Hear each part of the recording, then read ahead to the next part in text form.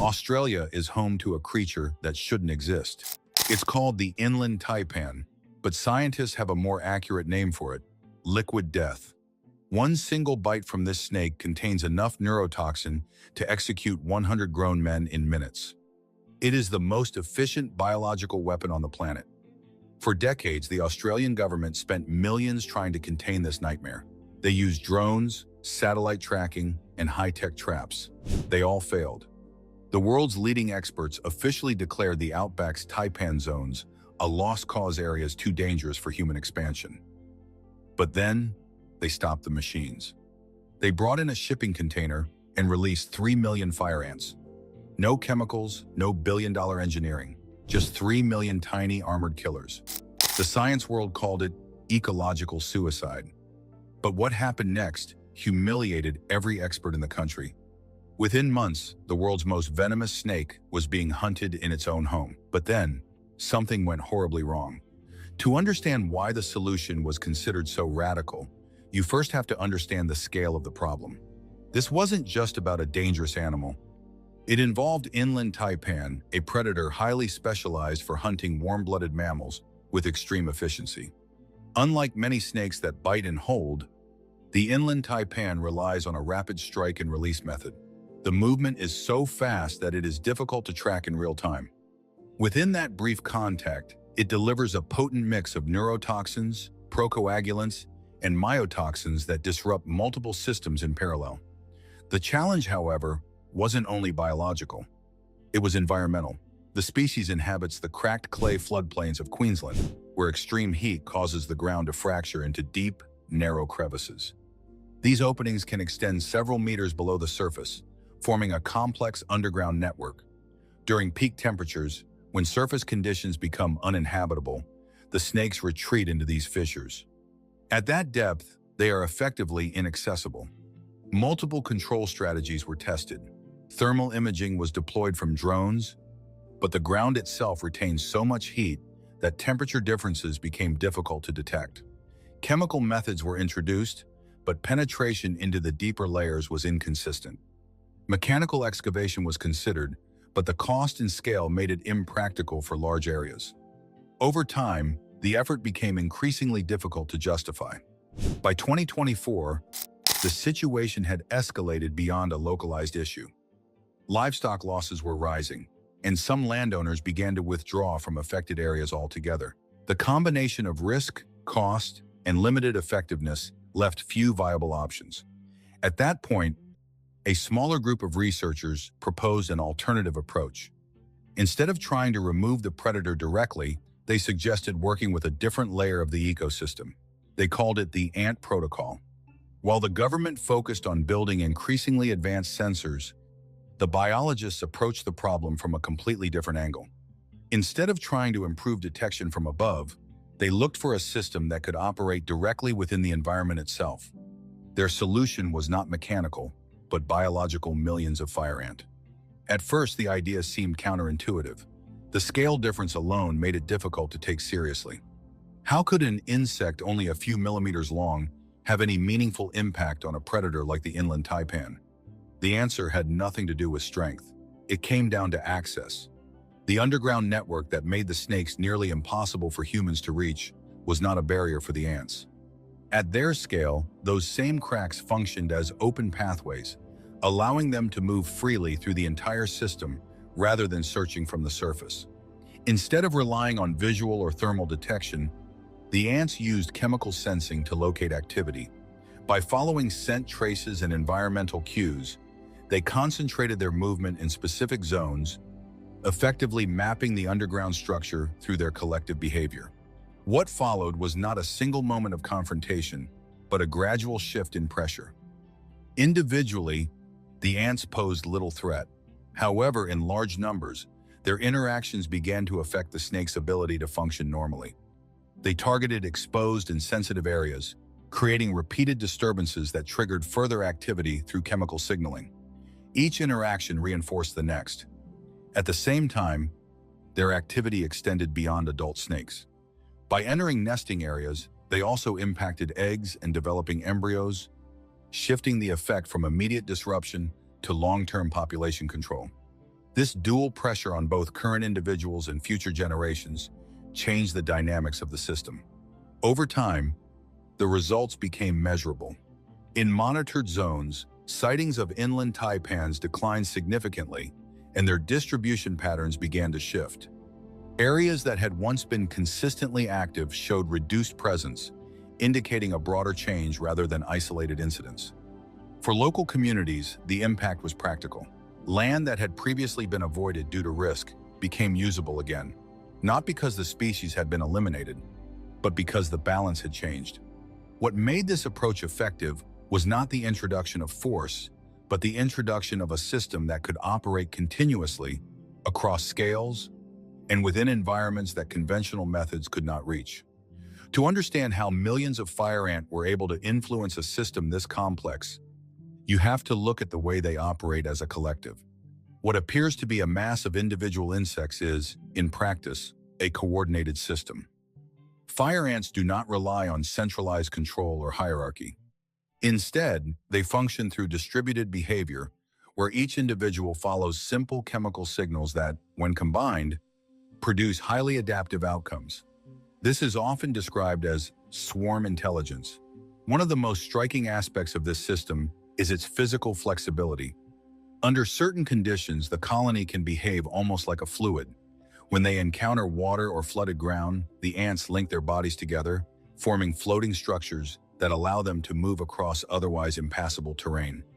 These formations can remain stable for extended periods, carrying large portions of the colony into new areas without losing cohesion. But the more important mechanism is not structural, it is chemical. Fire ants communicate through pheromones, creating a constant flow of information across the colony. Instead of commands, they operate through conditional responses embedded in their behavior. When one ant encounters a specific stimulus, it releases signals that influence the actions of others nearby. Over time, these simple responses scale into coordinated patterns. In the presence of a species like the Inland Taipan, this system becomes particularly effective. Chemical cues left by the snake trigger concentrated activity, drawing more ants into the same location. Each interaction increases the intensity of the response, creating a feedback loop that sustains pressure over time. What makes this system difficult to counter is not the strength of any single interaction, but the continuity of the process. There is no single point of failure, no central target to disrupt, and no pause in activity. From a human perspective, it resembles a programmed system, but it is not designed, it is evolved. The so-called ant protocol was not a single action or intervention. It was the introduction of a self-sustaining process, one that operates continuously, adapts in real time, and extends its influence as the colony expands. Instead of confronting the problem directly, it altered the conditions under which the system could function. And over time, that change was enough. In the summer of 2025, Australia's Department of Climate Change, Energy, the Environment and Water held a press conference announcing what was widely described as a major success. The so-called Taipan solution had reduced encounters with inland taipan across multiple monitored areas. From a policy perspective, it was presented as a breakthrough, an example of how biological systems could solve problems that conventional methods could not. But observations from field teams began to tell a more complicated story. The ants did not stop. What had been introduced as a targeted intervention continued operating after the original objective had been achieved. Over time, the population of fire ant expanded rapidly, increasing in both density and range. As their numbers grew, their impact extended beyond the initial target. Fire ants are not selective occupants. Once established, they tend to dominate available territory, outcompeting other species that occupy similar ecological niches. In this case, that included native Australian seed harvesting ant species that play a critical role in maintaining plant regeneration. These native ants act as dispersers, collecting and burying seeds in the soil where they are protected from predators and environmental exposure. Without that process, seeds remain on the surface, where they are far more vulnerable. As fire ants displaced these native populations, that function began to break down. Within a single season, Measurable changes started to appear. Seed survival rates dropped. Regeneration slowed. In some areas, early-stage plant growth declined significantly, not because conditions were unsuitable, but because the underlying support system had been removed. The intervention had solved one problem, but it had also disrupted another. What emerged was a shift in perspective. The original approach had treated the system as a single variable problem: reduce the predator, restore the balance. In reality, the system was layered, with multiple dependencies operating simultaneously. By removing one pressure and introducing another, the balance did not return to its original state. It moved into a different configuration. This is where the contrast becomes clear. In the case of large herbivores like European bison, the process tends to build complexity, adding layers of interaction that reinforce each other over time. In contrast, highly aggressive, invasive systems can simplify ecosystems, reducing diversity even as they solve specific problems. The difference is not just in outcome, but in direction. One approach rebuilds structure, the other risks replacing it. And in ecological systems, that distinction determines whether recovery is sustained or temporary. At first, the decision to avoid large-scale mechanical intervention was seen as a cost-saving measure. In the short term, it appeared to work. Over time, that assumption began to break down. Field reports started to document a different kind of problem, one that had nothing to do with snakes or ecology in the traditional sense. The expanding populations of fire ant were beginning to interact with human infrastructure in unexpected ways. Electrical systems were among the first to be affected.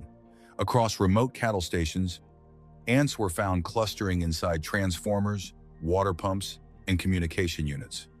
The pattern was consistent: large numbers entering enclosed electrical components, often leading to system failure. Researchers studying the behavior proposed a possible explanation. Fire ants are sensitive to environmental cues that guide colony, expansion, and defense.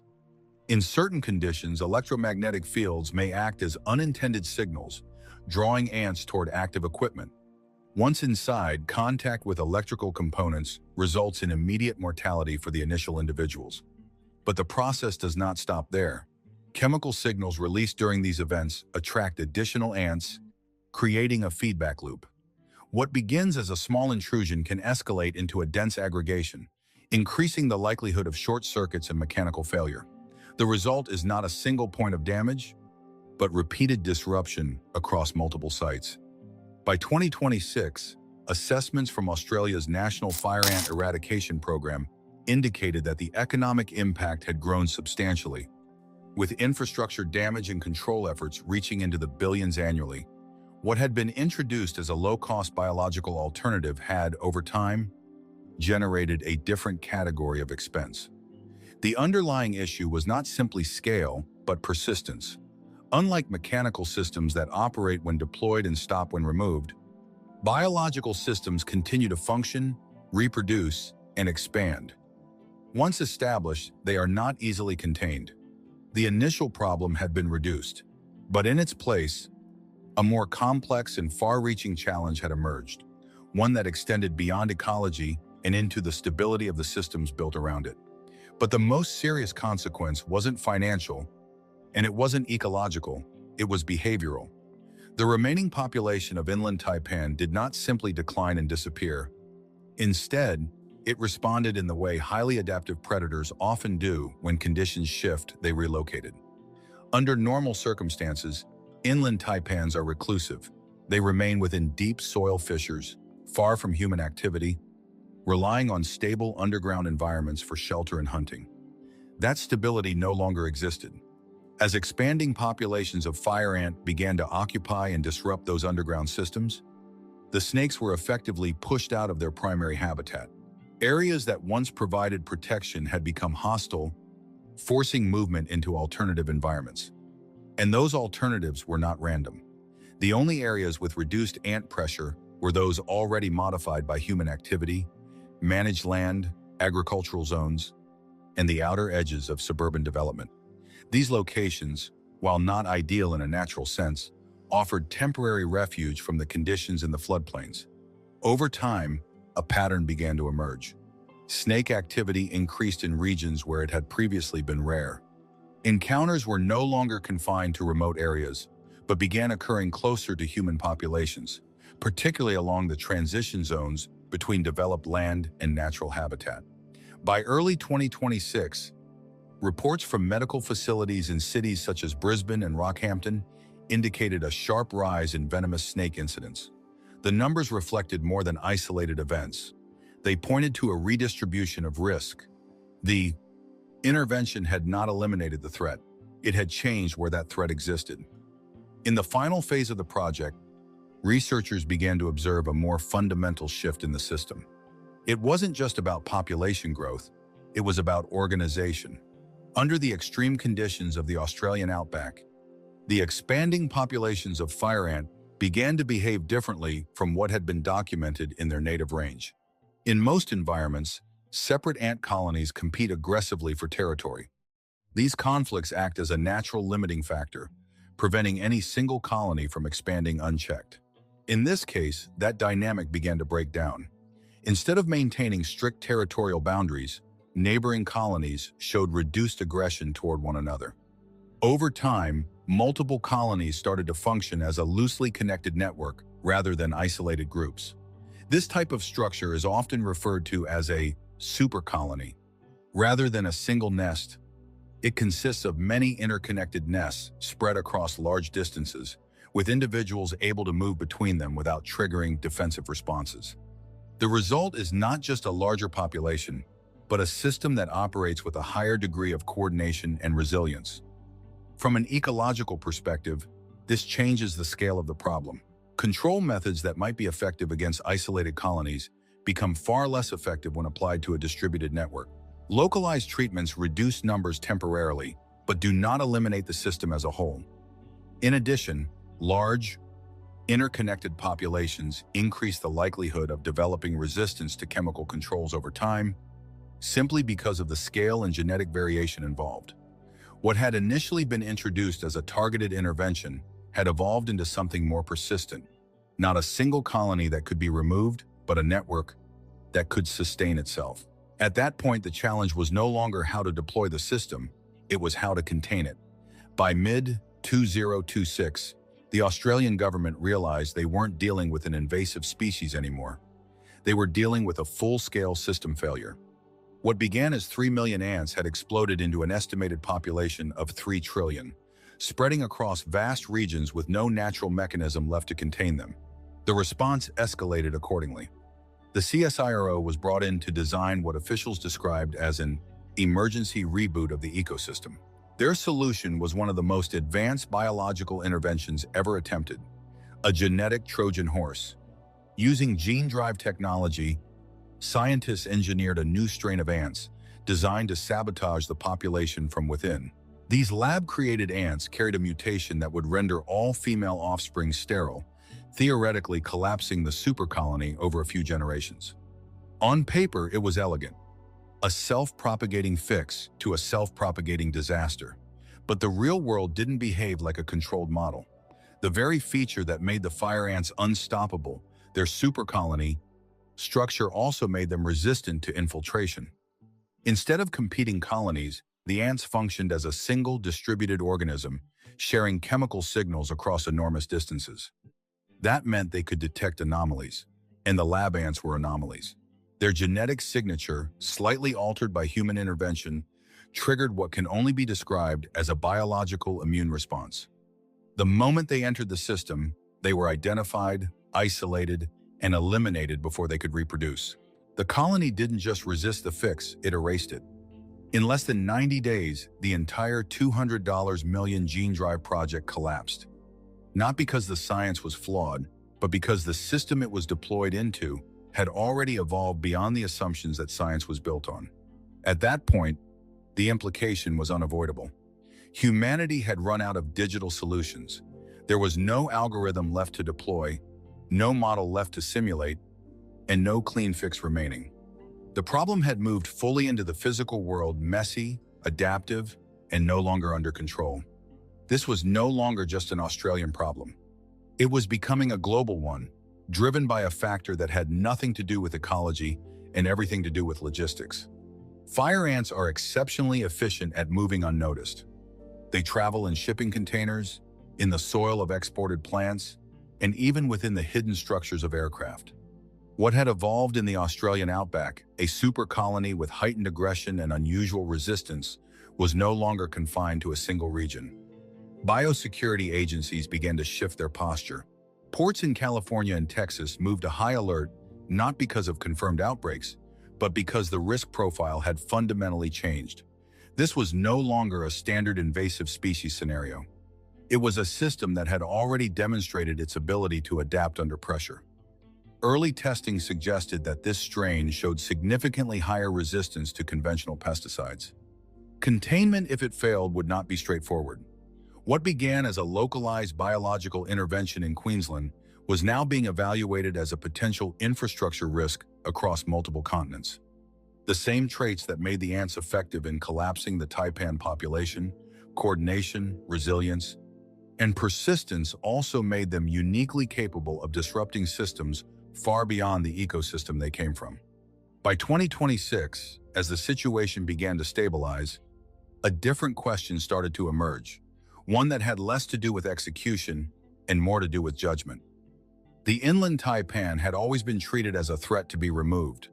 It was dangerous, highly venomous, and difficult to control. But it was also part of a functioning system. It regulated rodent populations and occupied a niche that helped maintain the structural balance of the floodplain ecosystem. That role was never replaced. When the fire ants were introduced, the objective was elimination. And in that sense, the intervention worked. But removing the taipan didn't simplify the system. It removed a form of regulation that had been in place for thousands of years. What followed was not a correction, but an acceleration. The cost structure reflects that shift. Decades of mechanical and chemical interventions had already consumed close to $100 million with limited results. The biological alternative appeared far more efficient, requiring only a fraction of that investment to achieve immediate impact. But the longer-term projections tell a different story. Current estimates place the downstream cost of containment, infrastructure damage, and ecological disruption at over $20 billion across the next decade. What appeared to be a low-cost solution revealed itself as a delayed expense, one that continues to expand as the system adapts. In complex environments, cost is not measured at the moment of intervention. It is measured over the lifespan of its consequences.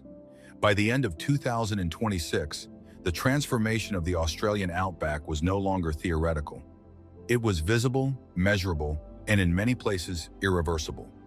Regions once defined by the presence of the Inland Taipan had shifted into something else entirely. The balance between predator and prey had been replaced by the dominance of a single invasive system. In practical terms, that meant adaptation.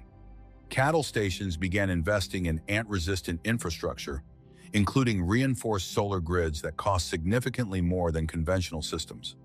In other areas, farmland was simply abandoned, left to zones where the super colonies had established permanent control. The Inland Taipan itself, once considered one of the most dangerous animals on Earth, has begun to decline in parts of its native range. Not through direct eradication, but through displacement by something more scalable and less predictable. That distinction matters, because what replaced it was not another balanced component of the ecosystem, but a force that operates without the same constraints. A predator can be avoided, a distributed system like this cannot. Over time, the framing of the project has started to change. What was initially described as a breakthrough is now more often discussed as a case study, one that highlights how interventions in complex systems tend to extend beyond their intended scope. The lesson is not simply about failure. It is about consequence. Natural systems are structured through relationships that develop over long periods of time. When those relationships are removed or replaced too quickly, the outcome is rarely neutral. It shifts the system into a new state, one that may be harder to predict and significantly harder to reverse. In that sense, the story of the 3 million ants is less about what was solved and more about what was set in motion. And that pattern of small interventions leading to large, unintended outcomes is not unique to this case. It appears again and again, in different forms, across different environments. If you want to see more stories of how the smallest creatures are solving the world's biggest problems, hit that subscribe button. Thanks for watching.